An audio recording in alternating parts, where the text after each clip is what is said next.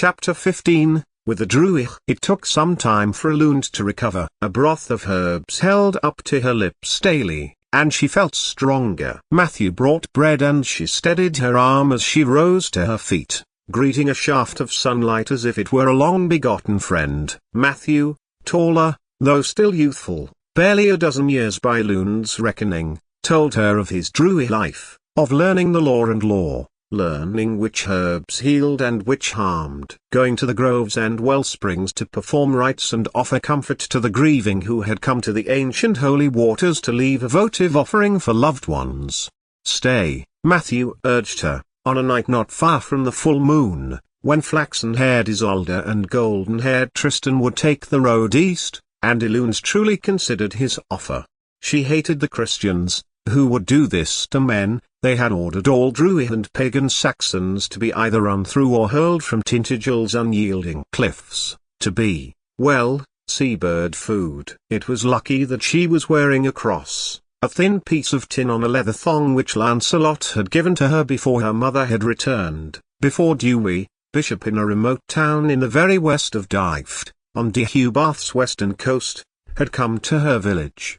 I would, truly, she managed. But the Queen a broken bar, the Princess a broken bar. Matthew shook his head, sadly. Their deaths, Elund came to know, were part of a conspiracy that had gone wrong, to convince King Mark to embrace the true gods once again, Britain's pagan gods, or the Saxon ones. But it had been a trap.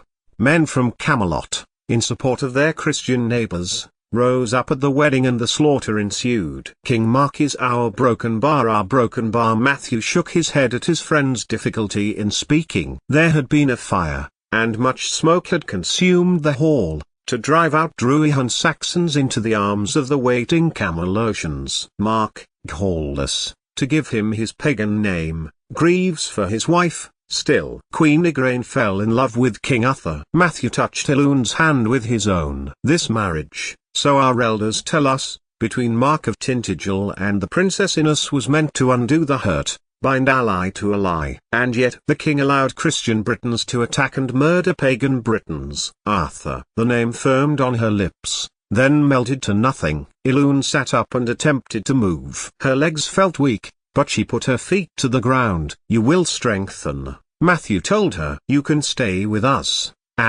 But this time, it was his words that fell to nothing. A face that Elund recognized appeared at the door of the roundhouse. Matthew got to his feet and backed guiltily away from Elund. The man was Coedenice, the Druid from their village, who had been driven into exile before the Christians had come. She smiled, but received no smile back, no gesture of recognition. In fact, there was hatred in the man's face. Coedenice turned it then to Matthew, who had taken up the wooden bowl that had contained the broth he had brought to her, as if to distance himself, as if he had never participated in their closeness. The Say are leaving at full moon. That is in 3 days' time. Coedenice pointed a finger at Elund. That Say must leave too. He glowered at Matthew, and took in the bowl the Druid apprentice was holding. Do as you must, and then come, with haste. Leave the Say, the better they are gone. When the fold of the cloth that had covered the entrance to the roundhouse had fallen back down, and the sunlight, stronger now, was their only intruder, Matthew sat beside Elund on the low bed. You think I can stay still? Elund implored the answer from her friend, knowing what the outcome would be even if Matthew did reply selfishly. When he did not reply, but put his hand across hers, she continued, whatever the Saxons did, whatever Bayard did, must have been so incredibly terrible that even their traditional allies cannot bear them.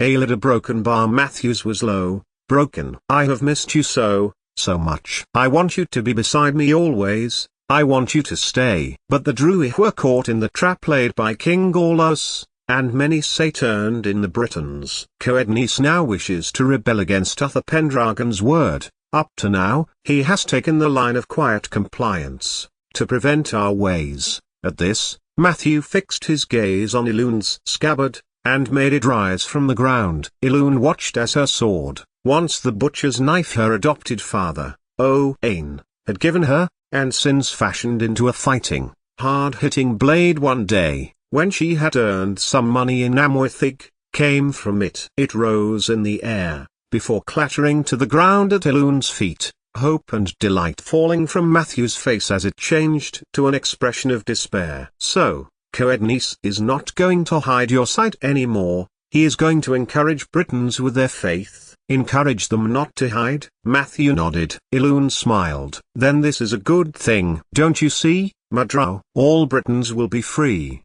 to be as our families were back in our village, with their rituals and sacrifices and gods, with the sacred trees and the offerings and the prayers for the good. But Matthew shook his head again. I've been to Camelot, Matthew told her. Coednis went to appeal to Uther, before this attack began. He barely escaped with his life too. With magic helped me escape when I was imprisoned. Then this is good, Elund insisted, remembering, later, that this was the first time she had heard the Druidite being called magic. But Matthew threw her hand from his. Uther is killing our kind, burning our kind, he shouted. Emrys is safe. Arthur protects him, though he does not know it. And the witch is of noble birth, so she is protected too, for now. Matthew, I love you, Elund. You are closer to me than any of my kin. You are like a sister, a brother. I want you to stay, but you cannot. You must not, with what Coednis is planning. At this, Elund threw her arms weakly about Matthew's shoulders. Her love for him, familial, fraternal, was deeply ingrained in her soul, too. What is he planning? The words escaped her lips before she could stop them, and knew, before Matthew even told her. But he told her anyway. Sacrifice. Blood for the blood. You are say, but you are Briton. You would appease the gods. Matthew's head fell into his hands. You cannot let that happen, Aled. I cannot let that happen. But, in Mercia, what? In Mercia? Elund demanded to know. She tried to get to her feet again, but bumped back down onto the bed, still weak. He is angry that King Aulus, King Mark, allies with us, the Druid, and has not taken the Christian faith. That Kurnow, which had Christianity once, still has it, in pockets, has not been wholly Christianized, as the Cymric kingdoms. It has taken the unified effort of the mission at Tidui to do that. Kurnow never had that one voice. The Gwynedd Cymric in the north and on what the Saxons call Anglesey, however, displease the Christians, and are too like the Kerbo, that they will turn back to the old ways, the traditional ways, our ways. So Uther fights on two fronts. Our village is gone, Elun told Matthew. The Saxons burned it, one of hundreds who would not accept Christianity. Matthew inhaled and took the hand of his best friend, but said nothing. Bayard will pay for that, will that we attack and you inherit Mercia, Elund. We will seek settlement rather than Boudic and devastation. I promise you, as future queen, I will do whatever I can to influence Coednis, and I, Elund exclaimed, bewildered. Why would I inherit Mercia? It was Matthew's turn to look aghast to Elund. Why, don't you know? You are his child, Aeled. You did not know, Matthew? Elund forced herself to sit up, shaking her head. If Bayard told me I would be queen of the whole of those lands, I would never accept. I, queen of Mercia? Why? Matthew replied, evenly. Think of the power, the good you could do. Bayard has no other heir now. Your older sister, Innes, he reminded her, has died. The Saxons will never leave, but they can come to a peace, an accord. You could do that. He put his small hand to her hair. You look like one of them, at least, but a blonde, robust. You speak say. Elun said nothing. She wanted for all the world to be with her brother, to be back in her village with Matthew. Childish wants and dreams. Bayard would never accept me. I was cast out. What makes you think he would? Desperation, Matthew confided. You could be the bridge between the Saxons and us, two peoples with our cultures, our own beliefs, our own gods. Christians call us pagans, heathens. More unites us than divides us. Elund heard the name called to Matthew just then. It was a name linked to Kurnow, to Arthur and Morgana, bound in future myth and legend. But just then,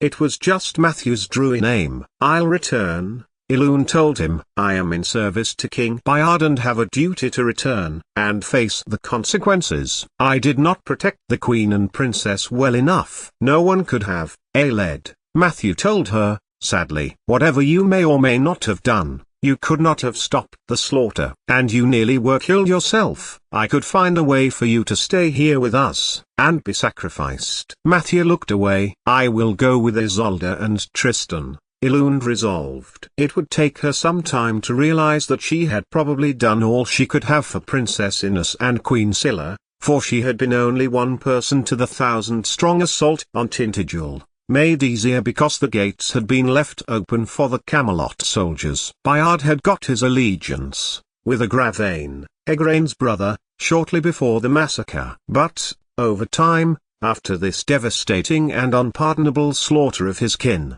would warp and twist, so the king of Mercia was allied, through his successor, to be with the Druid and with Morgause. Had Arthur been there at Tintagel, part of the slaughter? That question would occur to her later, too, when the Say and the Britons challenged Camelot. It was unthinkable that he would lead an attack on his own birthplace, on his own mother's kin. Yet, at the time, he was a young, impetuous princeling under the command of his father. Elund would ask him, sometime in the future, when it was just him and her, together, secluded, after she had saved his life. Now, though, Elund's heart ached with regret for what she had not achieved, and ached more over the death of her friends Anirin and Seren. None of the Say or their attendants had been spared. Matthew sat a little longer with Elund, sharing what he could of the political situation, telling her about his time with the Druid, and what he had achieved. And she had told him she had been at Camelot, too, looking for Lancelot. Go to him, Matthew told her, rising as he explained he must go back to his work or risk Coedenice's wrath for slacking. He has land in the very north, whence came the northern Britons, up by the Roman wall. It is called Joyasgard. He has a wife and a son, Lady Elaine, so I understand. And his son is known as Galahad. Elund's heart leapt in happiness. So long had the trail gone cold as to where her adopted brother had gone. Now to know he had his own estate, and was not landless, as he had had to confess to Arthur, when he had first arrived at Camelot. She would track him down, offer him her sword. For wherever Lancelot was, all troubles were free from Elund's soul. He had a family, and clearly must have been rewarded with wealth to have his own land, albeit in the dark and lawless north. Mercia is the place to go first, she resolved to tell Matthew, the last thing she would tell him for a very long time. I can work in Mercia, earn money, then find a way to Lancelot. She nodded, and smiled to Medrow. I'll go willingly with Isolde and Tristan. I do hope you are right, Aled, Matthew told her, then left hurriedly, to the shouts of his name. Willingly. And that was how she had left the Druid village, with other Say of Bayard's Mercia, with the 2 Kernau mercenary exiles in charge of their 2-score band of Saxon refugees. 3 days on, with barely a farewell or acknowledgement of their departure, on the narrow, rough road that headed east. The journey of a week gave Elund more than enough time to think, to understand the enormity of the attack of the Camelot army on the Saxon wedding party, and to the words of her dearest friend. Had her mind been clearer, Elund might have deduced the identity of Emery's, greatest of all Druid. But the effects of the last draught of herbs was still at work on her senses. Rest, Aled, Isolde told her. But it was not for Elund's own sake. For one, it would take her a few days to realize she was traveling without her sword, which had been thrown in anger into a small pool at a place called Dosmery, by an angry Coedenice, a day after they left. But more, Isolde and Tristan knew they brought with them a person whose head would bring perhaps the highest bounty they had ever earned from people trafficking. King Bayard had put out word that he sought, with a bounty of 1,000 gold pieces, the person known as Aled, last seen in Tintagel with his wife and daughter. So it was in their interests to care for her well-being. For, to these conscienceless, immoral traders, 1,000 gold pieces meant they could give up their lawless ways, so they were determined to be the ones to hand over Elund to Bayard. There was one, who watched her leave. He stood on the wind-bound cliff and watched wagons trace a pattern over distant fields. Matthew would be punished slacking, but it was worth it to catch Elund's eye as she left, and half raise a hand to wave to his beloved friend. The chickens need feeding, called a man's voice. Hurry up, You lazy apprentice. Where are you? Mordred,